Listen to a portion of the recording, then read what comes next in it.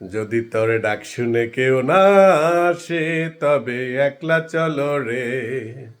সুপ্রিয় দর্শক মণ্ডলী, সবাইকে প্রীতি এবং শুভেচ্ছা। আরিফিন জার্নি বুক দেখার জন্য আমন্ত্রণ।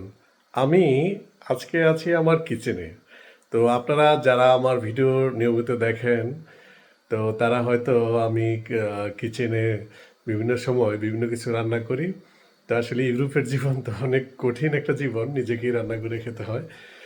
তো আমি আজকে মিষ্টি তৈরি করতেছি। অলরেডি মিষ্টিগুলা ছানা তৈরি করে আমি মিষ্টিগুলার রূপ ধারণ করছি। এগুলো যে তৈরি করছি কাঁচা মিষ্টিগুলো, সেগুলা অলরেডি পাতিলে দিয়ে দিছি। মানে মিষ্টি তৈরি করতে যে ভিডিও ধারণ আমি আসলে ভুলে গেছিলাম। তো তারপরে যেহেতু মনে হলো যে আমার দর্শকদের আমি একটু মনে হয় ঠকাচ্ছি, যেহেতু মিষ্টিটা সবাই পছন্দ করি, কিন্তু মিষ্টিটা তৈরি করা অনেকেই হয়তো জানেন, অনেকেই জানেন না। কিন্তু অনেকেই হয়তো বলে যে মিষ্টি আবার এটা তো দোকান থেকে কিনবো বা মা বোনরা করে। আসলে ইচ্ছা থাকলে যে কেউ এটা তৈরি করা যায়। একটু পরিশ্রম, বাট ইজি, বেশি সময় লাগে না। আপনি 30 থেকে 45 মিনিট সময়ের মধ্যে আপনি মিষ্টির ছানা এবং কি মিষ্টি একদম তৈরি করে ফেলতে পারবেন। মানে 1 ঘন্টার মধ্যে ফুল কমপ্লিট। তো আমি আজকে মিষ্টির মানে ছানা করে মিষ্টির পুরা গঠন করে কাঁচা মিষ্টি সেটা জালে বসিয়ে দিচ্ছি মিষ্টিটা পাকা করার জন্য। তো চলুন আমি আপনাদের দেখাচ্ছি। এই হলো মিষ্টির পাতিল। পাতিলটা অনেক বড়, তাই না? একদম মানে বিশাল বড় পাতিল। আমি আসলে অগোছালোভাবে অনেক কিছু রাখছি ছানাটাকে প্রসেসিং করা। এটার মধ্যে আমি করছি ছানার মিষ্টি।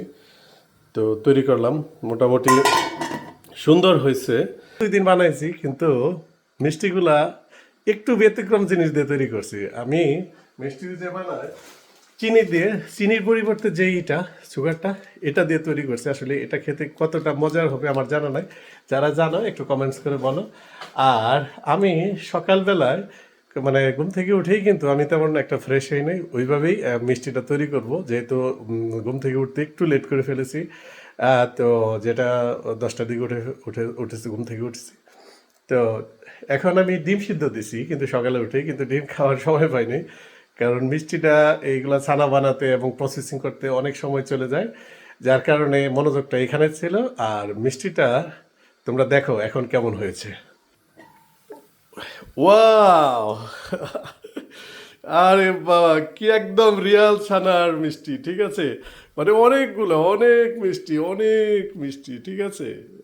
2 লিটার দুধ দিয়ে আমি বানাইছি। যাই হোক, এই হলো ডিমটা।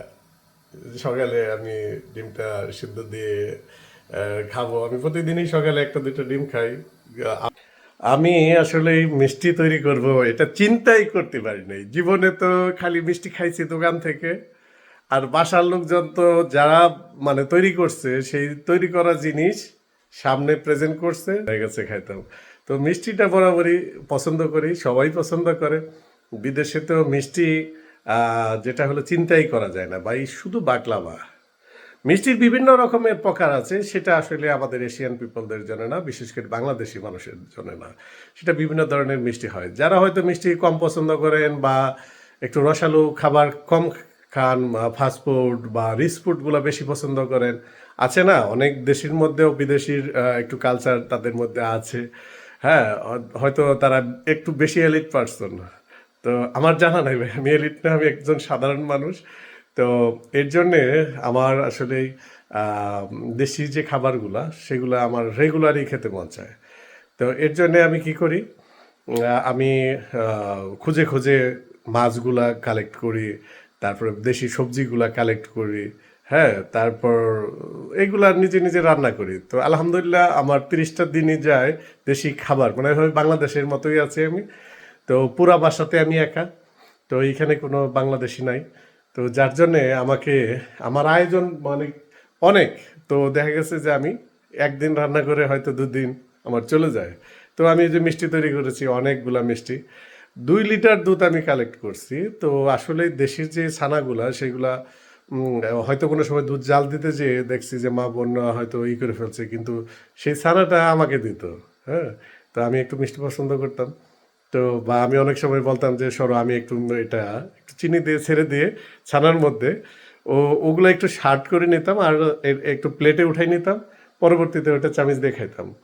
তো ওটা একটু অন্যরকম হইতো, লাল লাল হয়ে যেত অন্যরকম। এটা হয়তো অনেকেই খাইছেন, কে কে খাইছেন একটু কমেন্টস করবেন, যে বাসায় দুধ নষ্ট হওয়ার পর একটু চিনি দিয়ে ওটা ছানাটা একটু গাঢ় করে নিয়ে পরবর্তীতে যেটা হলো ছানা বানিয়ে খাইতাম। তো যাই হোক, মিষ্টিটা খেতে খুবই মজা লাগবে আমার মনে হয়, যদি এটা চিনির বিকল্প যে চিনিটা, তো এটার নামটা আমার জানা নাই। তো এটা দিয়ে যেহেতু করছি, আর ফার্স্ট টাইম এটা দিয়ে করলাম। আমি এর আগেও 2-3 দিন মিষ্টি বানিয়েছি। তো এটা এদেশে মিষ্টি তৈরি করতে গেলে কি, এখন তো শীতের সময়, তো এখন প্রচণ্ড শীত। ছানাটা করার পর যখন আমি ওটা মিষ্টির মতো গুটলি বানাই না, 2 হাত দিয়ে করে, তখন ওগুলা দেখা যায় হার্ড হয়ে যায়, একটু ফেটে যায়। তো যার কারণে মিষ্টির মানে শেপটা করতে পারলাম না, যে অনেক সুন্দর শেপ। হ্যাঁ, এর আগে অনেক সুন্দর সুন্দর করছি, কিন্তু আজকে শেপটা করতে পারলাম না। যাই হোক, তারপরেও আলহামদুলিল্লাহ আমার মনে হয় যে সুন্দরই হয়েছে। তো যারা আসলে মিষ্টি খেতে চান, মিষ্টি দেখা গেছে যে ইউটিউবে প্রচুর ভিডিও আছে, ওগুলো দেখেই নিজে দুধ কিনে আনবেন এবং কি সেগুলো ছানা তৈরি করবেন এবং কি মিষ্টি বানাবেন। তো আমার মনে হয় একদিন মিষ্টি বানাইলে অনেক দিন ফ্রিজে রেখে খেতে পারবেন। তো আশা করি সবাই মিষ্টি বানাবেন এবং কি মিষ্টি। এই যে দেখেন, ওয়া ভাই, কি কালার, কি চমৎকার কালার রে ভাই, মানে এক্সিলেন্ট এক্সিলেন্ট। আমি এত সুন্দর মিষ্টি বানাইছি, আহ এক্সিলেন্ট, দেখছেন, এক্সিলেন্ট। এই হলো আমার ঢাকনা, আগের দিনে রাজা বাদশাদের যে তরবারির সাথে তা ভাই, এটা হলো ঢাকনা। তো যাই হোক, এই ডাকনা ঢেকে রাখলে অনেক মিষ্টিটা ফোলে।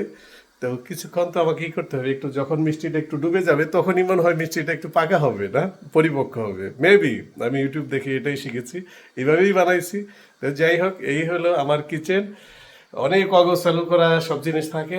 তো আমি আজকে মানে অনেক সুন্দরভাবে মিষ্টি বানাইছি, এটা আমার অনেক ভাল লাগতেছে। যারা মিষ্টি খেতে চাও তোমরা নিজেরাই বানিয়ে ফেলো, মতো এরকম আনন্দে আত্মহারা হবা। তো খেতে খেতে বলবো কেমন হয়েছে। সবাই ভালো থাকো, টাটা, আল্লাহ হাফেজ, বাই বাই।